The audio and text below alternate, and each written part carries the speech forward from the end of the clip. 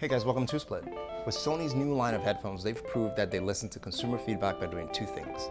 One, they changed the naming convention. If you'll notice, this isn't called the WH-1000XM whatever. This is simply called the Sony Altware. Less of a mouthful. And two, they turned up the bass. But that second one might not be such a great thing. Let's talk about Sony Altware.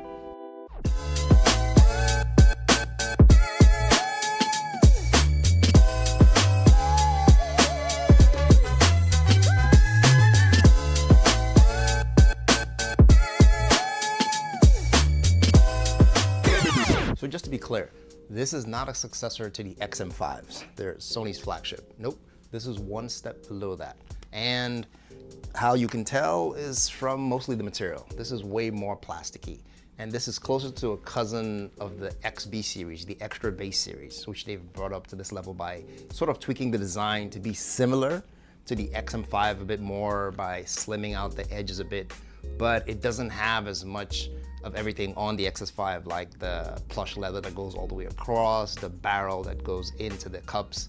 Nope, there's more plastic on the edge. The vegan leather is just at the top. And well, the cups are also more baco-ish, more plastic. Looking at other changes, the ear cups are just as comfortable as the XM5s and slightly wider to accommodate larger ear sizes like mine and Mikey, those of us that have big ears, but not that much deeper. So if your ears were touching the sensor part on the inside on the XM5s and the old headphones, you will probably have the same problem here. In terms of weight, they weigh just about the same. This weighs about 250 grams, so not much changes in how they will sit over your head in terms of comfort. Another fan favorite that makes it back into the structure of design is their ability to fold. People complained about losing that on the XM5s because it does give it less of a form factor when you're trying to carry it and make it easier to put in your bag. But there have been arguments on both sides of the divide that folding makes it easier to break, and others say not folding it does not make it easier to break. You guys decide, let's talk about it in the comments below. But this does lead to that smaller form factor carriage, because when it folds and sits in its case, it does leave less of a footprint than this thing here.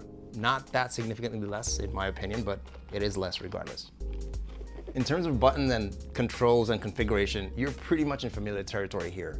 The right ear cup is still the touch-sensitive input ear cup. So basically, that allows you swipe forward to skip tracks forward, swipe back to skip back, double tap to play, hold down for voice assistant. Even has that feature where you put your hand over the ear cup and it'll go into ambient mode and turn the music down so you can hear what someone's trying to tell you. So basically like, what's that? Okay. And then you take your hand off and the music goes back up and you're jamming again. So all buttons are the same except for this huge big button here that says Alt. And this is where the bass kicks in. More on that later. Other features, including new and old, include the 40mm drivers, which is new here. Well, sort of, because it used to be 40mm on the XM4s, if I'm not mistaken, and then dropped down to 30mm, and now it's back to 40mm on the Alt series. But this is meant to help deliver that deep bass and dynamic sound. Sony's new V1 chip, in-ear detection sensors, which are here to help you pause and play when you take them off. New beam-forming microphones adapted at the top here. They have wind sensors, so when you're outside and it's really windy, this helps you cut back on whatever wind noise comes through to clarify. That it probably does a bit better than the XM5s, but don't shoot me, this is what I've seen in my testing. And an oldie but goodie multi-point pairing is also here, which is really important to me because I like to be connected to my laptop and my phone or two devices at once without having to worry about going into the settings, fiddling, and trying to reconnect that device to the headphone. So good job, Sony. There are also other advanced features just like you would find on your XM5, but like everything else that comes these days, you have to download the Sony Connect app to give you access to your EQ, your ANC adjustments, your parametric ear scanning, 360 sound, etc., and you have to give it access to things like your camera so you can take a picture of your ears and it can analyze your ears to optimize the sound you hear through those headphones.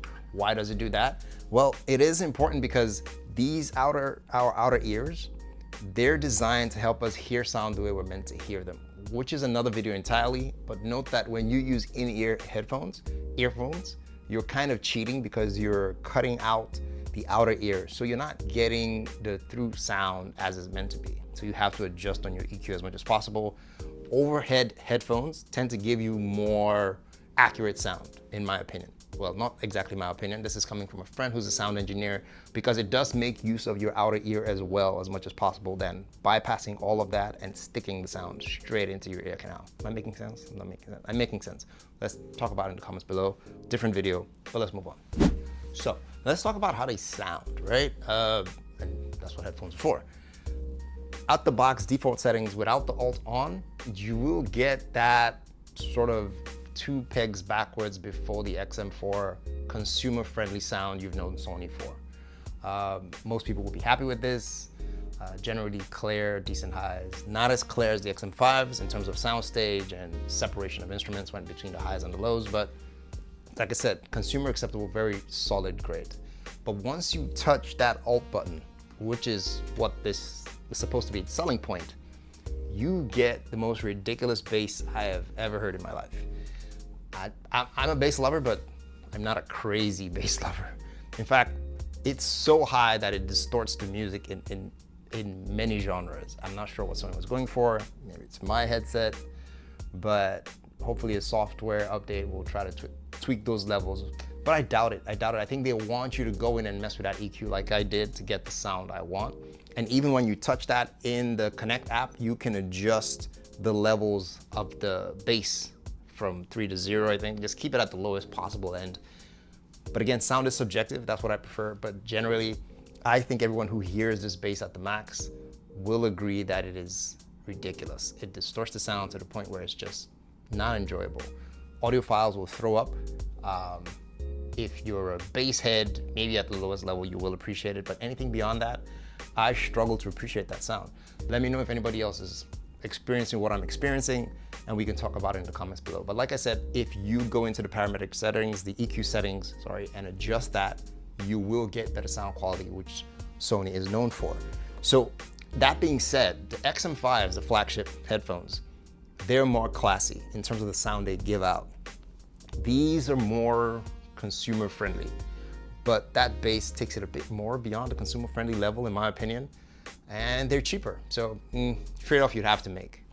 For connectivity, it connects using Bluetooth 5.3, and it does support SBC, AAC, LDAC, and in the future, LC3, if I'm not mistaken. Yeah, soon to support LC3, another unique codec. But I'm kind of over, I've gone past codecs now. I used to be a codec freak, but now I've realized with my education, looking at other sound engineers and audiophiles, tuning is probably more important than codecs. While codecs lean more towards how much data and fidelity they can push through, tuning determines what you hear at the other end of these cans. And a well-tuned can probably outperform a codec that is poorly tuned, if you catch my drift. But again, that's another video. We can talk about that later. Quick touch on power. Sony still does a wonderful job when it comes to power, when it comes to their overhead cans. This thing advertises 30 hours of battery life. In my testing, it definitely does over 30 hours. I left them on, I played a track at certain volume, just like I did with my XM5s. This thing did about 31.2 hours over advertised, and that's good advertising. Tell me what you can do, under promise, over deliver. So again, great job on battery life, with ANC on, no less. It also has quick charge, so you can get 5 hours, 10 minutes charge. So if you have to go brush your teeth, jump in the shower, charge this up. If all that takes 10 minutes, like my friend Ronnie, then you will have 5 hours of playback, which is more than enough time to go from wherever you are. If you're flying locally, and if you're flying internationally, maybe London, you're gonna be 1 hour short, but that's still a lot of decent time for that short amount of charge.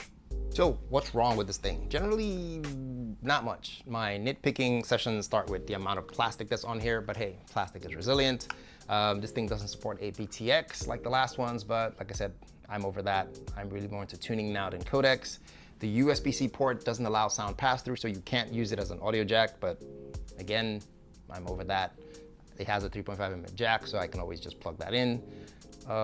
What else? It still has no IP rating, so I don't know how much this can take. Basically, Sony is hinting, don't put this in any kind of moisture. Isn't sweat moisture though? Sweat is moisture, right? Yeah, so tell us, Sony, what can or can we not do with these? And the biggest one of all, it still does not connect wirelessly to a PS5. I know, I get it. They have their own lineup of headphones designed for gaming, but I think if I'm gonna spend cash on something that comes from the same company, in your ecosystem, the least you can do is let me connect wirelessly to a device most people would use all the time. Multifunction, come on man, just Sony help us out here. How hard can it be to input the chip that allows it to connect to the PS5? But it doesn't connect. So if you want to use it with your PS5, you're gonna have to jack this in, wired, and enjoy. Good luck with that. In conclusion, like I said, these were designed for the average consumer. This has taken feedback from everyone about naming convention, loudness over quality, and bass, maybe a little too much bass, and they put that in here at a cheaper price point. We're talking about 200 bucks, under 200 bucks, depending on what you buy. Some sales may go on for less at 170, 180, give or take. However, if you're an audiophile and you want classic clean sound, definitely stick with the XM series. These are the cream of the crop. They will deliver the audio you want. Perfect separation every time. Excellent noise canceling. They're just perfect in terms of build quality, everything. So if you own these, don't even bother looking in this direction. You probably just throw up. If you're an audiophile, don't even bother looking in this direction. You probably just throw up. But if you just want cans that deliver good sound anywhere you want them, at the bass level you want, yeah, you should totally consider these. But if you don't have any at all and you're looking for something that gives you good quality but still delivers on bass, while you will consider these, I would say also look at some Sennheiser models which deliver far more clean sound at about the same price point. Something you should consider anyway. And let me know what your experience is in the comments below. Any questions you have, I'll answer them. Don't forget to like and subscribe, guys. I will see you in the next one. Take care.